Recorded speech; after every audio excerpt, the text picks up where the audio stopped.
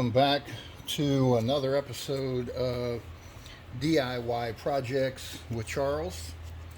Today, I'm working on 2018 Chrysler Pacifica minivan that has a parasitic draw issue. So something's been drawing the battery down overnight, pretty quickly actually, and it was at the point where it would take a week before it would kill the battery. The vehicle just sitting, not being driven, and then it worked its way up to a couple of days, and where it would kill the battery. So got to find this problem. Can't have the battery dying every time you turn around. So that's the issue. Something is drawing the battery voltage down on this while it sits and it is not used.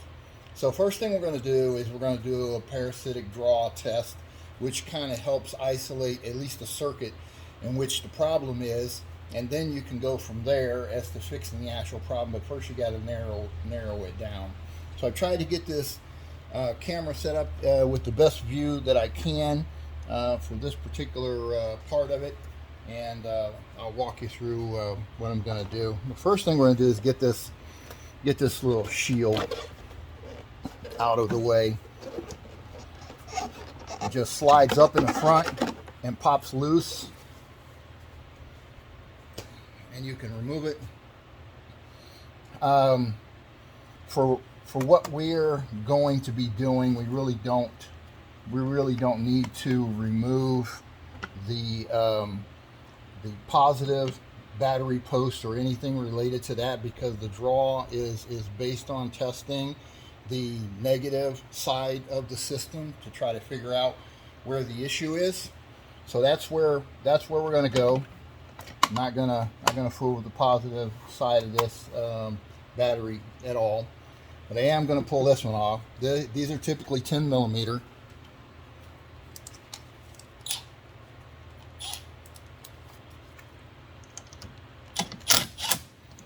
You just need to get it loose and pull this battery post off.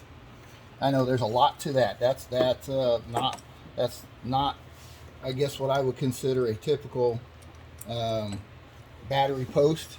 When you look at it, there's it's like big three-way looking thing, and it's got a lot of attachments and stuff on it. But anyways, bottom line is we got to isolate it and get it away from the battery. Now, what I didn't mention at the very beginning of this, before you can do a parasitic draw on a vehicle, you have to let everything power down. Now, pretty much every vehicle out there, for the past probably 20 or so years, has some kind of computer module on it. And those computer modules, they all go through a process of shutdown, kind of like when you turn off your laptop, same kind of thing. You shut off the laptop, it goes through the process of shutting down, eventually it turns itself off. As it relates to vehicles, that could take on some modules up to 30 minutes. So what the common practice really is here is that before you do a parasitic draw test, you need to make sure all those modules are powered down. Now, this vehicle has been sitting more than a half an hour.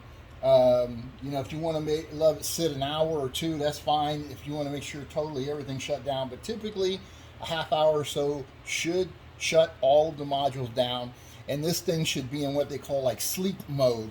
So in that scenario, all the modules are done communicating and powering down and whatever else it is that they need to do before they can go to sleep. After that sleep time, you really should have very, very little drain on the battery. Okay, if you do have drain on the battery, then you have a problem, and that's the issue that I have here. So it's been sitting, should be good to go. So let's get this test going. So you're gonna need a DVOM digital voltmeter, and you're going to have to switch it up a little bit from what probably your normal settings are.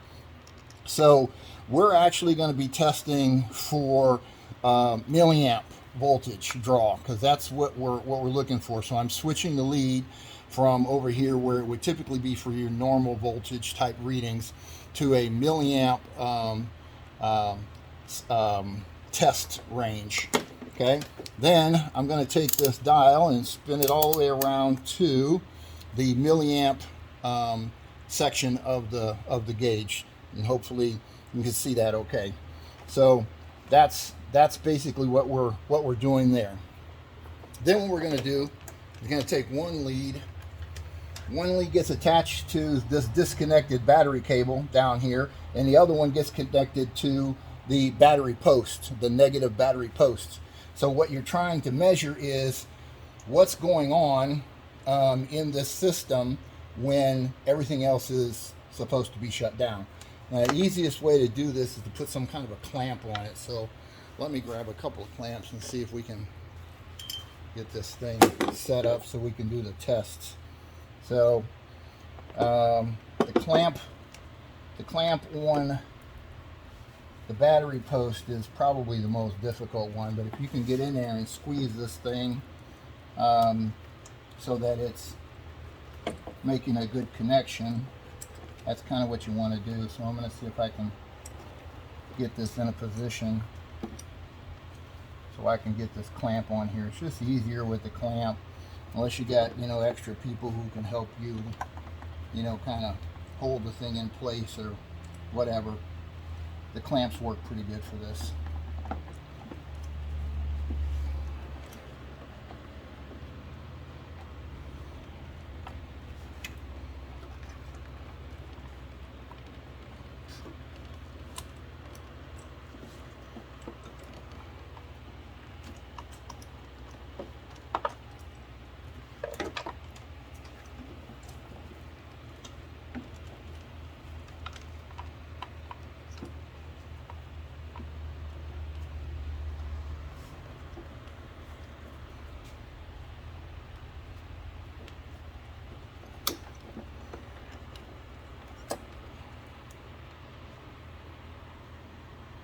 Okay, so that one's on. That one is on the lead. It's on the wire, and I'm putting this rag down here just simply because I don't want it to accidentally jump over and touch the post, and the reason for that is just simply because it'll screw up the test. You don't want it touching. So, at any rate, the other lead then gets connected right directly to the battery. This should be a little simpler than trying to hook up on the wire itself. Sometimes they are, sometimes they're not. Sometimes they can be a little difficult. But if I can get this thing in the right place, get a good clamp on it, and I can start to take some readings. Okay, both of those are snugged up pretty good. Okay, so first things first, I've got zeros all across the board. That's a little concerning because that tells me that this draw might be larger than what I'm seeing.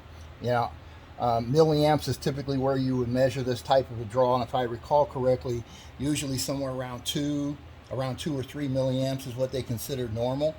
So I'm not getting anything here, and I'm thinking that maybe it's an amp draw and not a milliamp draw. So I'm going to move this test lead one more time, and I'm going to change this up to actual amps.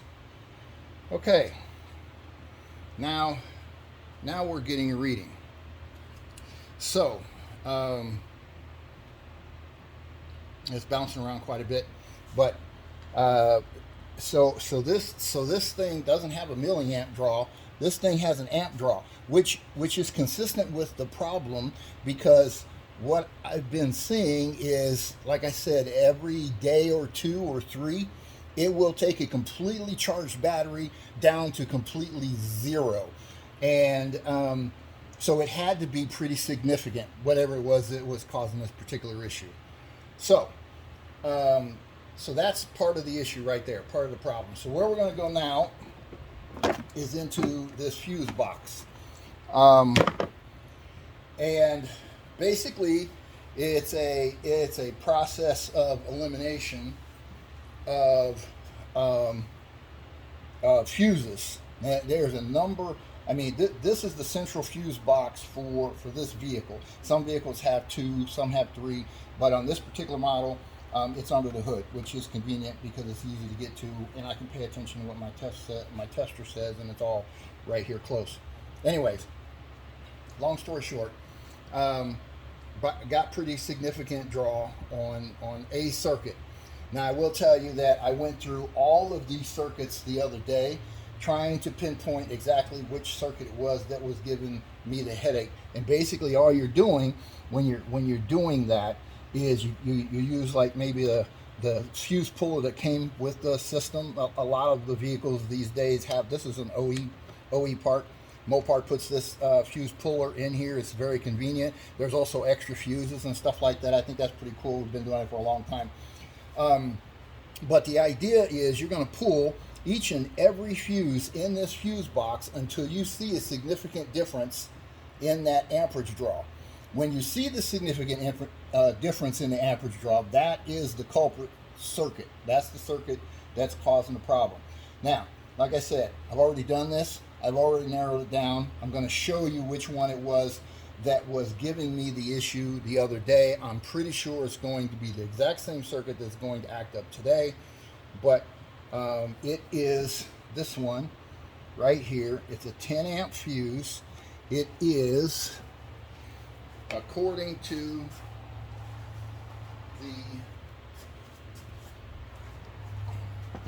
the diagram. So if you take a look at the diagram in here, shows all of the fuses. Let me try and get that where you can see it.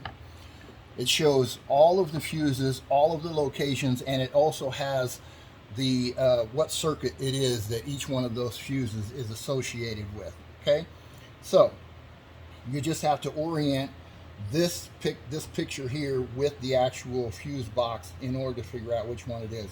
So the problem one was this 10 amp fuse back here. So let's see if it's still registering as the problem today. Now watch the gauge. That's what we're looking for. Significant difference.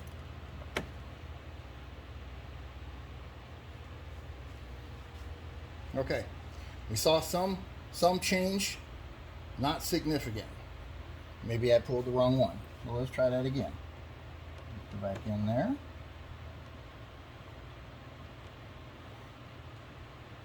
Let's go here. Oh, wait a minute. No, you see that? Did you see that drop in voltage? Look at it bounce around. It's up as high as 3 amps, and then it dropped down to like a half an amp. That's still my problem area. That circuit right there, that's the one. I'll pull it again. Watch what happens. There was 2.3. It's literally disconnected right now. So theoretically, there shouldn't be any voltage passing through that circuit at all, because I just pulled the fuse. But that's an issue. Down to 1.7. I plugged it back in, and then it dropped to 0.4.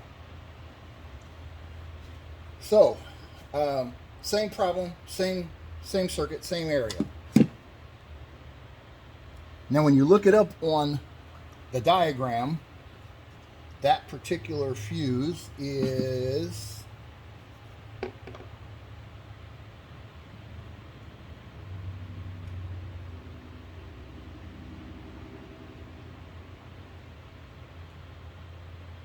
looking for the number. Bear with me here just a second. Here it is. F79. So it's fuse number F79, which according to this diagram is the ICS, which is the integrated control center stack, the integrated center stack. Um, it is the HVAC system, so the heating, ventilation, AC system. That's all part of that circuit. So, one of the things that has been going on with this van for a while now is that when you shut it off, you can hear a clicking noise. May be able to hear it now. See if I can make it easier. It's a little warm. I had the fans on today. Very faintly from the passenger side of this vehicle interior, you can hear a little clicking or a thumping noise. Boom, boom, boom, boom, boom. That's what it sounds like. Okay, now that noise is coming from the blend air door in the HVAC system. That door is located behind the glove box on the passenger side. And when they start to go bad, they do that. They make that clicking noise. That gives you an idea that that motor is going bad. Now, keep in mind, this battery is disconnected. This car is shut down. It's been shut down. It's in sleep mode. That thing should not be making any noise whatsoever. It should not be drawing any amperage. And it's operating when everything else is asleep, which tells me that's probably what's causing my biggest problem. Now, I also have a dash cam that's connected to this vehicle through the accessory cigarette lighter plug-in. I thought it was that. I unplugged that, and that seemed to help, but it didn't eliminate the problem. So I knew that wasn't the primary issue. So now we're down to, we've identified the circuit. It's part of the HVAC. We have a blend air actuator motor that is operating when it shouldn't be operating. And I think that's primarily where we're going to go to next to try and resolve this issue. So from a parasitic drain standpoint, we checked all of the other fuses, and you can get in here and kind of play around. Now let's just say, I'm just going to pick a random fuse here. You can see where it is, where the numbers are right now. If you pull a fuse, no significant change in that number, right? So that's not the circuit, right? So I'm just going to come in here and pull another random fuse. Keep an eye on the gauge. Pull the fuse. No significant change in the number. Yep, there was a little bit on that one. That motor is still engaging over there. So I think that's the spike you're seeing here is still coming from that HVAC blend air actuator motor. And I don't think it has anything to do with what I just saw right here. But the point is, I went through all of these fuses and did that exact same thing. And every single one of them, there was basically no change until I pulled that one. And when I pulled that one, it immediately started the actuator motor for that blend air door. So I'm pretty confident that's my issue, but that's the whole idea behind the parasitic draw test, is to figure out what is the parasite. The parasite in this particular scenario is that blend air motor that is used for the air conditioning system. So I'm pretty confident that's the problem. That's where my repair is going to focus. Put the fuse back in, the fuse box back on. There's nothing really else that needs to be done here. We just need to get inside the car now. When those actuators start to go bad, like I said, they start clicking, they start making that noise. At first it's just annoying, which is fine. I mean, you can get over that. But when it starts to draw the battery down, that's a problem, obviously. So we got to jump in it from there and kind of go and figure out what we got to do to fix it. I'm going to shut this down here. We're going to reposition the camera inside the passenger compartment, and we're actually going to dive into taking this actuator off and repairing it. Hang on. Okay, so Here we are, repositioned. We're on the passenger side of the vehicle, at the glove box, to kind of get into where this actuator motor is, and get this actuator motor replaced. So that's what we're going to try to do here. I'm going to zoom in, see if we can, so you can maybe see this a little bit better as it gets started in here on this thing. So first thing we got to do is get this glove box lid out of the way. So there's a couple of tabs on this thing, along with this little retention rod, whatever you want to call this cord down here in the corner. Basically what you got to do on this is you just got to wiggle it forward and it pops out, and then just kind of let it slide back, get it out of the way. Okay, so that's the first thing. So now it just flops there. Then there's two tabs, one on each side here, and they hook up in this section here. So you gotta push the back portion of this out of the way. It's very difficult to see. I'm gonna see if I can elevate this camera a little bit. Maybe you can get a better feel on it. Bear with me here just a second. Okay, so that might have a little better angle. This tab, the hooks that are catching right now, keeping it from falling, are this hook, and there's one on the other side that do exactly the same thing. So basically you have to push this back part of the tab towards the back so you can release this one. So you lift the whole thing up slightly, push this tab back, and then this one is very stiff, but if you push it forward, you can unhook it. Same thing on the other side. Push this part back.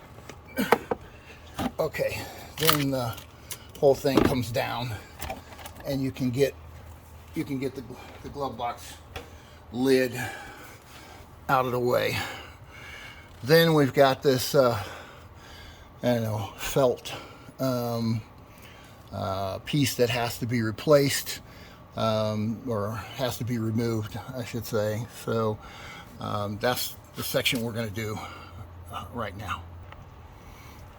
Okay, so in order to take these, there's three clips on this felt piece that have to be removed. One here, one on that side, and then the whole thing will come out. So I had to go grab my body shop tool.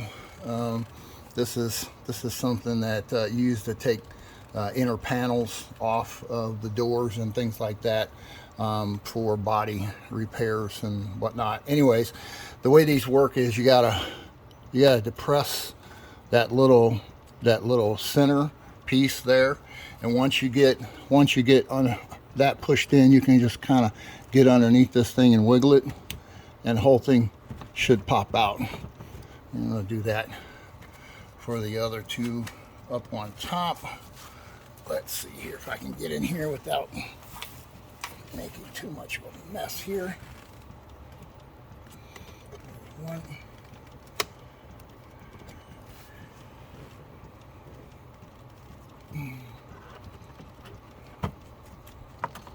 There's the other one.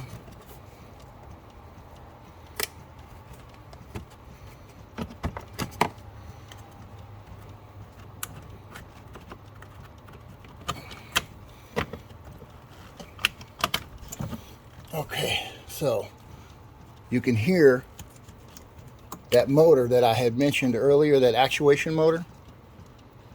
If you're quiet, you can hear it working right now.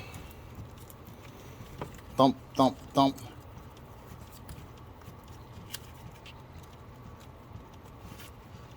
That's what we're trying to address. There's a wire connector over here on this side. Got to squeeze it and disconnect that. So I've got that off.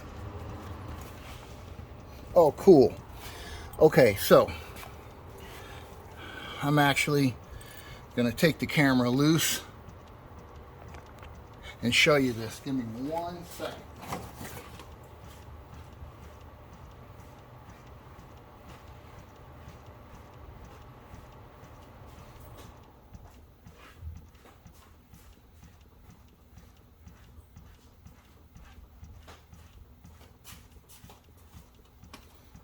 Okay, so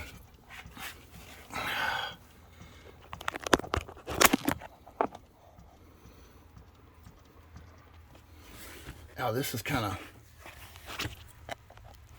if I can get this on camera, that'd be really cool.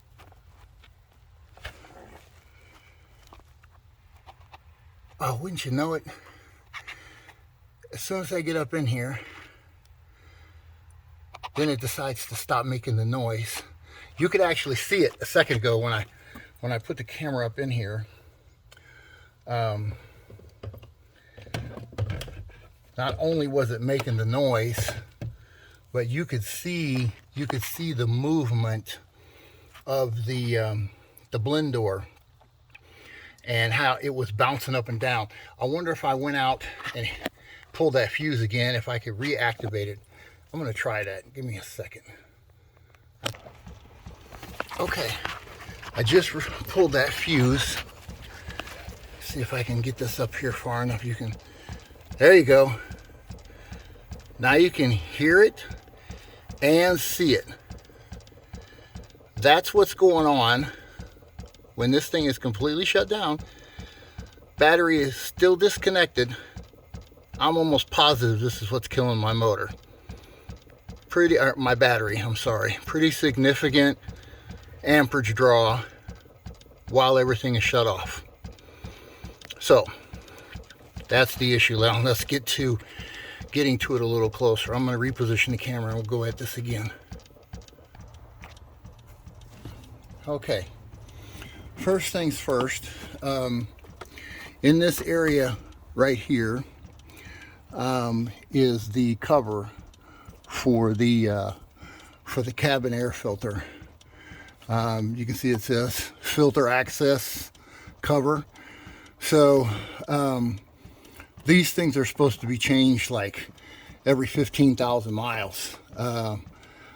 I've never changed it, and I've owned this vehicle for, let's see, 2 years now. So I'm sure this thing is nasty, nasty. I have no idea what the previous owner did when they changed it, or their lack of changing it, but I am gonna get in this thing a little bit and see how bad this cabin air filter is. Now, the cabin air filter, just so you know, just for point of reference, is what is used to filter the air inside your vehicle. So if you have people who have asthma, breathing problems, you know, any of that kind of stuff, cabin air filters need to be changed on the regular. Like I said, every 15,000 miles. Now, surprisingly, this one doesn't look so bad from this angle, but I'm sure it's probably pretty disgusting. Yeah, I mean, it's not horrific. It's not as bad as I would have expected, but it's pretty bad. That's pretty gross, considering I have people in my family who do have asthma. Shame on me for not taking care of this earlier. Anyways, that will be handled very shortly. Again, you can see, oh, it just stopped. But you could see where that actuator door was just flopping up and down and up and down, and I can probably push it a little. There it goes. See, I'm doing it by hand, but this is basically what it was doing electronically with everything shut down. Now, the actuation motor for this thing, this is going to be very difficult for me to film. But the actuation motor for this thing is on this side, and it's back here in the back. So it's going to be hard for me to get my hand in there, number one. But that's where I have to go to disconnect wiring harness and take the screws out in order to get that motor taken out so we can put the new one in. I'm probably going to have to I'll probably turn the camera off because there's no point in you seeing me all squished up in there. I'm a big guy. I've got big hands and big arms, and I don't fit in really tiny spaces like that very easily. So let me try to manipulate this thing a little bit, and then I'll come back on camera when I've got it ready so you can kind of see what it looks like. In the interim, I do have the replacement part, so I'll show you what that looks like so you can get an idea of what we're doing here. So this is the actuation motor that I'm going to replace. So it's got two or three holes for mounting on these outer flanges here and here and down here, and that's the actual motor that controls it. So I've got to go in there and I've got to pull a wiring harness off of this side here and engage this with the flap, and then we'll put it all back together. But that's basically what we're replacing right there. So bear with me.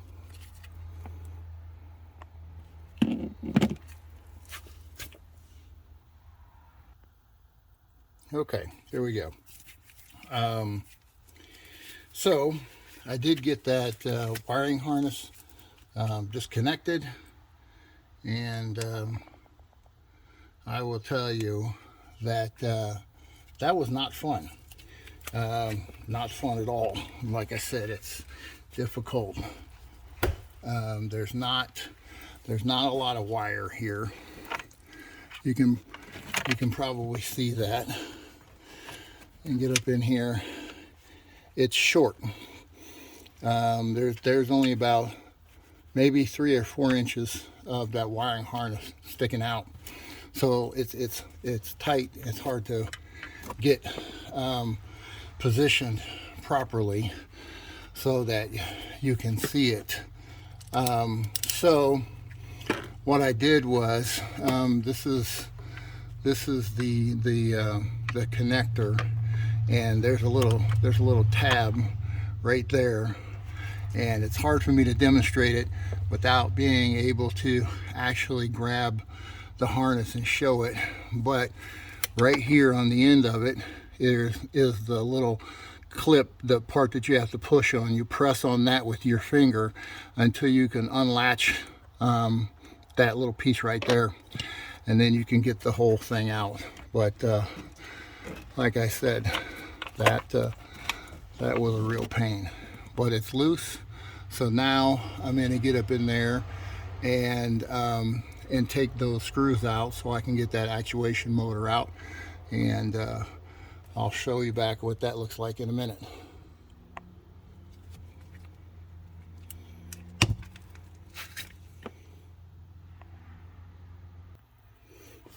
Okay, so I was able to I've got one screw out at this point, and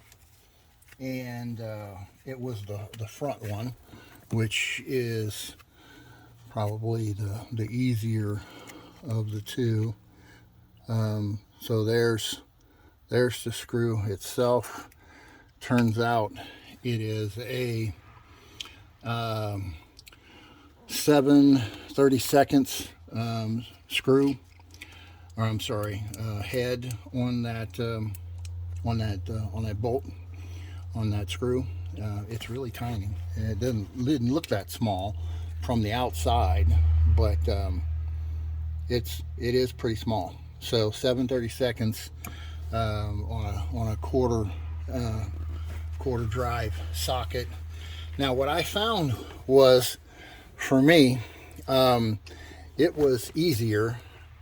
Now, other people will do it differently, but for me, let me see if I can show this. It was easier for me to put my head down here on the floor and look up, because I can actually shine up into that cabin area where I needed to get to.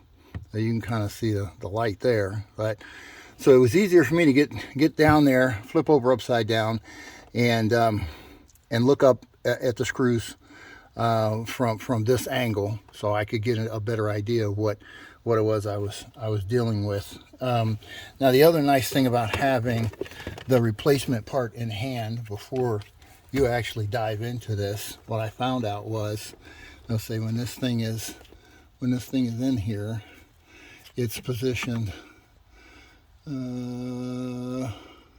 Yeah, it's positioned like this, with the wiring harness kind of pointed facing towards you, right? So this bolt is the one I just removed.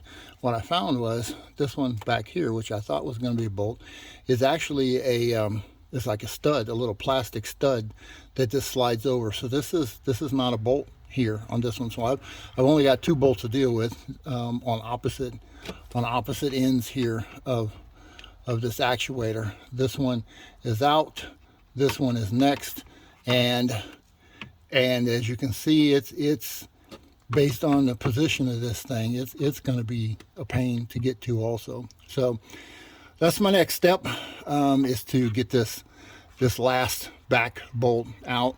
Don't know if I'll end up laying on the floorboard on the floor again, or if I'll have to climb up and get to it from this way. I'm not sure at this point. I'm going to keep messing around and figure out what the best method is, and then I'll come back on the camera and show you then.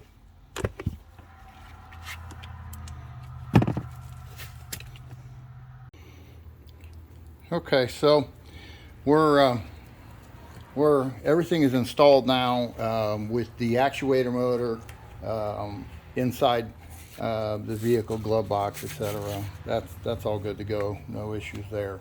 So I'm basically at the last step of this process. So step 1 was to diagnose what the parasitic draw was, and I think I'm pretty confident we isolated it at that motor going on and on and on and on for who knows how long. I mean, probably all night, but at any rate, that's been addressed since I put the new motor in it, plugged it up. I haven't heard any issues, so it's not clicking, it's not actuating when it's not supposed to. Everything is still disconnected. As you can probably see here, that negative battery cable is still disconnected. I'm still basically running the off draw test. The step 2 was to make the actual repair, and that was to replace that actuator motor, which I'm pretty confident that's going to fix the problem. And then step 3 is to go back and verify your actual repair. So that's where we are now. I pulled the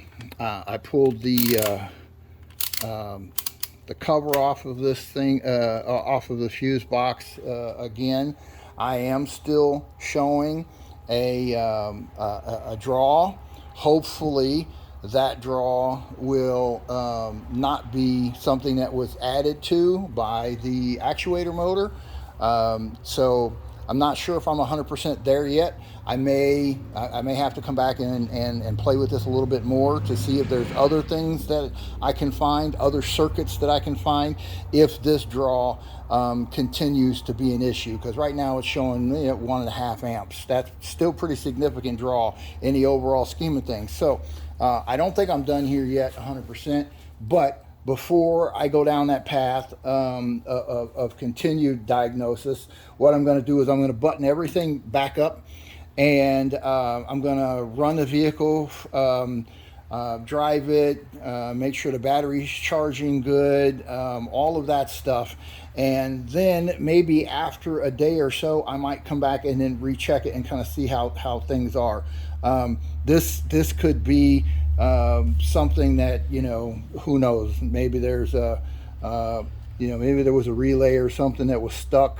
I don't feel any of them that are clicking at the moment, so I don't have any of them being actuated. But who knows? Could be a bad relay that I need to address. Could be, who knows what. So it's hard to say at this point. Again, I'm going to button everything up. I'm going to test drive the vehicle. I'm going to give it a couple of days and see how things react, and then I'll make a decision as to whether I'm going to move forward with any other repairs or not based upon that. But I am confident that the actuator motor issue has been addressed. That's been an ongoing issue for quite some time, and so I'm comfortable with that. I'm pretty sure that did in fact fix this problem, even though I haven't been able to verify it 100% with the test meter yet, but time will tell, and we'll kind of go from there. So at any rate, that wraps up this particular episode. If you like what you've seen, please subscribe, and we'll see you on the next one.